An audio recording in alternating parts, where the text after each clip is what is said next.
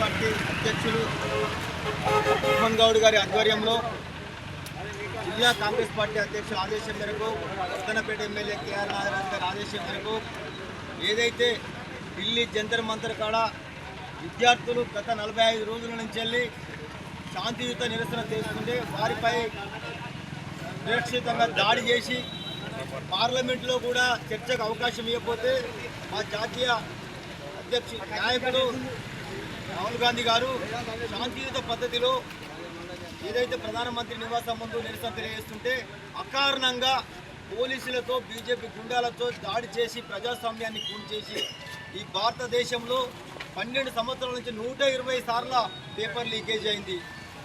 సుమారు 140 కోట్ల ఆదాయము ప్రజల ఆదాయము ఇలా దుర్వినియోగమైంది. ఇలా 8 కోట్ల ఏదైతే విద్యార్థులు ఉన్నారో వారి కుటుంబాలు రోడ్డున పాలన పడ్డాయి. బీజేపీ వచ్చి దేశానికి మంచి చేస్తానన్నారు, బేటీ పడావ్ అన్నారు, బేటీ బచావ్ అన్నారు. కానీ అక్కడ చదువుకునే వాళ్ళ పిల్లలు హిందువులు ఉన్నారు అన్నది మర్చిపోకండి.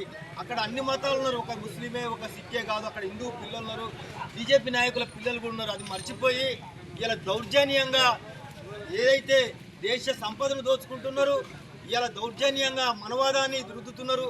ఇలా దౌర్జన్యంగా రాహుల్ గాంధీ గారి మీద దాడి చేయడం వల్ల ఇలా భారతదేశంలో ఉన్న కాంగ్రెస్ పార్టీ శ్రేణులము అనేక వర్గాల వల్ల కూడా మేము ఖండిస్తున్నాం ముక్తఖండంతో. మోడీ నీ కాలం ఎల్లకాలం చెల్లది, నీ దగ్గర పడ్డది, నువ్వు తక్షణమే మీ విద్యాశాఖ మంత్రి ధర్మేంద్రను రాజీనామా చేయించు. బేషరతుగా ఇవాళ మాట్లాడినావు, 45 రోజుల తర్వాత ఇవాళ మాత్రం ఎక్స్లో స్పందించిన. అదే రోజు మొదటి రోజు స్పందిస్తే ఇంత అన్యాయం జరగపోవు, పిల్లలకు దెబ్బలు జరగపోవు. ఇవాళ స్పందించి ఇవాళ దేశంలో మొత్తం ఒక్కటే కూర్చున్నారు. మోడీకి సమాధి కడతారు, బీజేపీకి సమాధి కడతారు. తప్పది.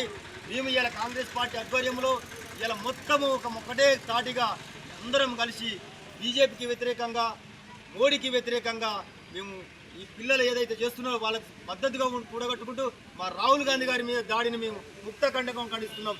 జై రాహుల్ గాంధీ, జై కాంగ్రెస్, జై కాంగ్రెస్.